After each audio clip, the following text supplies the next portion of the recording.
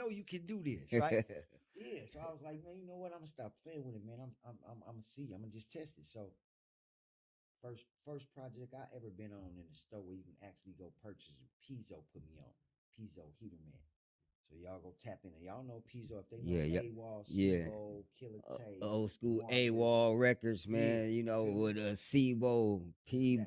Pizzo, Marvelous, If all y'all those know, if you West know, Coast you know. legend, Yeah. early '90s artists, Sacramento. Sacramento. You know what Yep. I'm saying? So y'all can download that right now. Y'all can go check that out right now. Heater Man, Pizzo, got D-Day on there. So you know what I'm saying? Yeah, shout out to that. Yeah.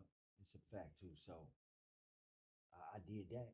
I got on that song with him and he put me out and I was like, okay, that was the first time I could like hear niggas ride by and I'm hearing it myself on in the deck. Right, I'm like, oh, it's real now. Man, the shit get real when you hear another nigga playing your shit in the car, and you might not even know these niggas, or it might even be your niggas, right? It's the same feeling. Only thing gonna top that is probably hear yourself on the radio. You know what I right, mean? right, right, I've never heard myself on the radio actually, but I've had people call me and say, I heard your song on the radio. right. I'll take that, nigga. That's a That's that's a good that's a enough. great feeling in itself right there. Cause as an artist, you finally feel like you made it. Right, You know what I'm right. saying? You like, Yeah. okay, I made I've it. been I've been heard, I've been introduced to the world. Yeah, right. Cause everybody who puts out music or whatever you do, if you dancing, whatever your art form is, like you want to be seen, or else why you doing it? Why you doing it? You know what I'm saying? Why you Right. doing it? So it's a cold thing, man. I'm blessed to be where I'm at, man. We after we did the project with St. Charles, we dropped the Black Rain. Like I said, I was on the run. I finally got caught up. Let me tell you how I got caught up. Cold thing too. And this how God work. I want y'all to understand something, man. Y'all tapping in with us, boy. We gonna be talking a lot about how God work. Hey, ain't nothing wrong with that. Boy, I'm trying A to tell you. lot of y'all and a lot of us need God in our life anyway. So Hmm. don't run from it. Just run to it, man. Yeah, it's a fact, man. We ain't preaching, but we trying to teach y'all something that's real too. Everything you do is for a reason. Everything you do is for a reason. I learned Yeah, now, so I that's a stop. fact. But anyway, long story short, the day I got caught, man, I was at my son basketball game. Championship. They had won the championship. So we celebrating. He hit that boy, that nice jumper for me. I've been begging him for all year. He hit Right, it that right, day. But this how God worked. He gave me all that. I went there, I seen my son, and I'm like, yeah, okay, this what it is. But in my mind, I'm knowing that I'm on the run.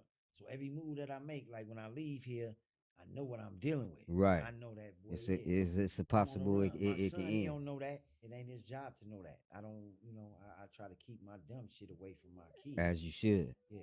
So, yeah, man. Long story short, I left the game that day, and they told me to come with them. Like y'all come with us, we all going to Chuck E. Cheese. I'll never forget it. And I'm like, nah, I'm finna run over here right quick, chasing that bag, Yeah, chasing that bag, yeah, man. When I knew yeah. it could have waited. Now I ain't saying I wasn't gonna go to jail, but what I'm saying is like everything happened for a reason. So it was just gonna be that day. It was just It gonna was be just that gonna be day. that day. But It, anyway, I drift off and go get that bag. And when I'm leaving there, yeah, sure enough, police get behind me, and you know, it's one of the police. They know me. You know what I'm saying? Nigga, right, we in Fairfield. Nigga, right, this right, nigga's a right. boxing ring. It's a small Yeah, city, they man. know me. It's a You know, small and city, the I'm north outside, city, nigga, north too. side of the bay. Yeah, I say I'm on the run. I'm outside, nigga. So yeah. Right. So anyway, um, but I never made it to my son's celebration, man. At least you got to see the game. I got to see the game, but I want you to imagine what the picture I'm painting for you. Like so I left there and I had to explain to him like I had to go do something, right? Right. And we already explained what it's about, but it wasn't more important than my son. That's a fact. Yeah. And it took me that to understand that. So I went to go do what I did, and on my way to go get to my son, nigga, I went to jail for 6 months. Wow. Yeah, yeah. So when I seen my son, I actually went to jail. Let me take that back. I went to jail and I bailed out like 2 days later, right? But I know I'm on the run, so I know I'm going to jail. So this ain't no, I don't need no lawyer, none of that. Don't need no lawyers. You already know you're going to Yeah, I sit know I'm down. going. I've been running from these people. So yeah, time to stop playing. But anyway, me missing my son's little celebration with him that day, it like Nigga, it was the worst shit. It was the worst shit, man. I had to deal with that. It wasn't even about the jail time. I was actually happy to get caught. Tired of running. Tired of You running. ever been tired of running? Man. Tired of running, bro. So I knew Hey. it was coming. I needed to get it over with. But long story short, I missed that. I ended up doing that, and then I ended up doing the 6 months. So Joe, when we did the Black Rain project with St. Charles, we put it out. I was in jail.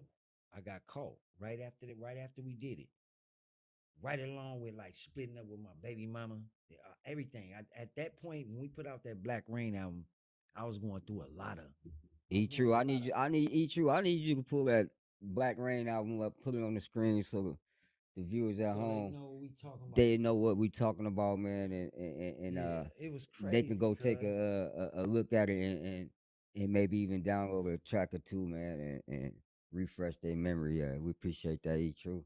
Yeah, it was crazy because that was a transition I was going through. It seemed like at that time, because when I split up, when I did the split up, where I'm going to jail. So we got the project. I can't be here to help Joe niggas. You know what I'm saying? Try to nigga, what we doing? I'm in jail, right? Right, So I then dropped it off to him. I'm like, nigga, hey, what you gonna do? And we knew it was coming, but anyway, it was a cold transition. I was going through so many things at that time because it was like I don't know, it was just a warning from God. I was moving too fast, right? Like I wasn't putting all the pieces together. right. So I was trying to build puzzles and shit, but I was bullshitting myself. Like you gotta be careful of bullshitting yourself. That's a fact, cuz. Yeah, you can That's a bullshit me fact. all day. When you start bullshitting you, then it start getting It, it's a it little different. it's a little different. Yeah, it's a little different. So like it taught me a whole lot of shit though, man, in that transition because it was a whole transition. I was leaving Sick Wid It. I was trying to prove a point that nigga, you know what I'm saying? I know I can do it on my own. I know I can do it on my own. You know what I'm saying? E-40 told me some shit I'll never forget. He like, man, you got fans. Right, You know you got that. You got fans. You actually got people who like your music. It's being proven. So what you gonna do with it, right? So when I heard that and I was like, ah, he got a point. So I could have did I could have did what yeah what the average motherfucker would have did and just said fuck it, I'm not gonna do. Don't get it fucked up, man. I quit this rap shit like 100 times. right, We gonna right. get into that in a minute. He true. He one of the reasons like I couldn't quit. We talking about Joe. They won't let me quit.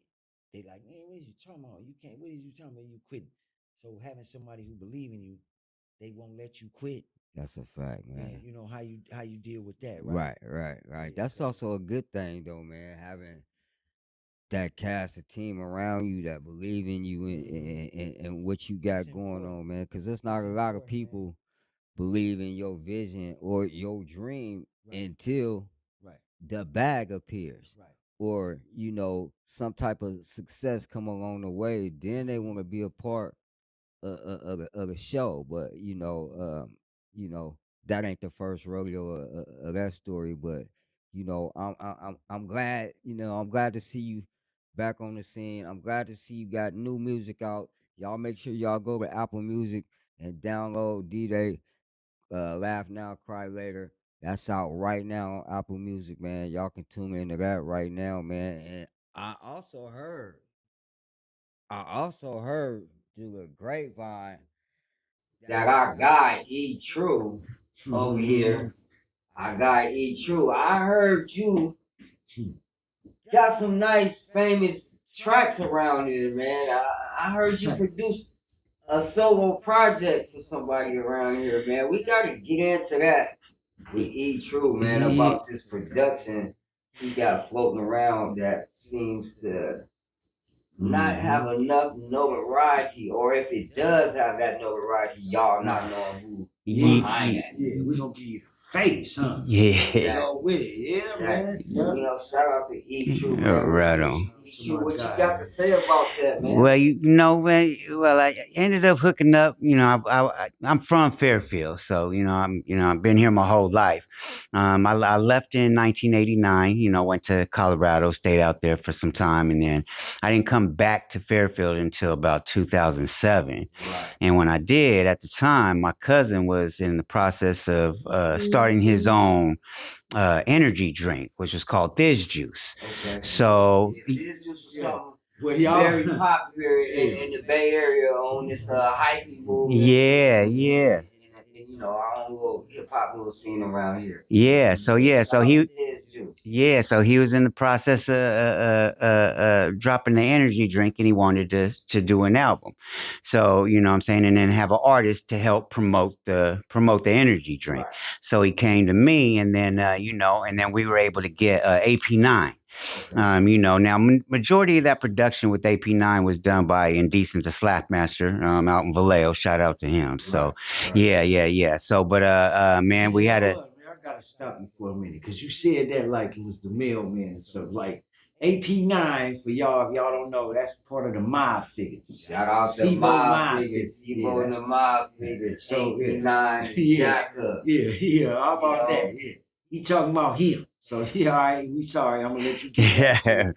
Yeah. So you know, and with AP9, man, we had a nice single that came out, which was called "Daddy Is a Gangster." So, and that turned out to be one of the more popular songs on the album that we did. You know, the album was called "Respect My Gangster," and then "Daddy Is a Gangster" was one of the singles that came out, and it actually like really blew up. So at the we were on. It was on MySpace at the time, and it was already doing like 5 million views. You know, so yeah, so you know, and then I was the production behind that. So you know, it's a real interesting story. You know, so it was my cousin who actually came up with the concept of what he wanted that song to be. Right. So you know, so he came to me and he's like, "Well, can you just put just a beat together with some nice melody on it?" And then you know, we had a friend. Her daughter was a singer, and her name's Brianna. So you know what I mean? Brianna. Yeah. So she did the hook to the "Daddy Is a Gangster." So you know, so that was kind of like the first song that like blew up, like production that I, you know what I'm saying, out of the music that did. Involvement. Yeah, my involvement in, yeah. And then the album did. That too, man. Yeah, Y'all make sure y'all talk. Y'all go make sure get y'all that tap daddy into with a that, man. gangster. You kind of shit. If you And that's the on the AP9 album? AP9 Respect My Gangster album. Yeah, and he could. Solo album, right? Yeah, it's a solo album. Yeah, and he got. Not his first one. So he got, you know, AP9 already, roster was already thick by that time. Yeah, he had a catalog already. So yeah, so but yeah, he dropped the video for it. So the video's on YouTube. So and this guy is run up in the millions. So yeah, so y'all make sure y'all go tune in to that AP9, man. Daddy Was a Gangster, man. Is that the name of the track? Daddy Is a Gangster. Yep, that's the name of it. Yeah, I just want to make sure. I just want to double make sure I'm putting out the right. Yeah, yes, sir. Yes, sir. You know, Yeah. Y'all go check that out, man. You know what I'm saying? We got our guy E True on that track, man. You know what I'm saying? So y'all make sure y'all support that, man. And you know, we gonna see what it's hitting for, man. But real talk. we gonna wrap this up, man. Here on the Pull Up and Talk podcast. I'm Oski-O. Yep, your boy D-Day. Shout out to E True, man. Yeah, man. And, we are what? You are already tuned in to the Pull Up and Talk podcast, man. Y'all tap in with us. And we out. Yada.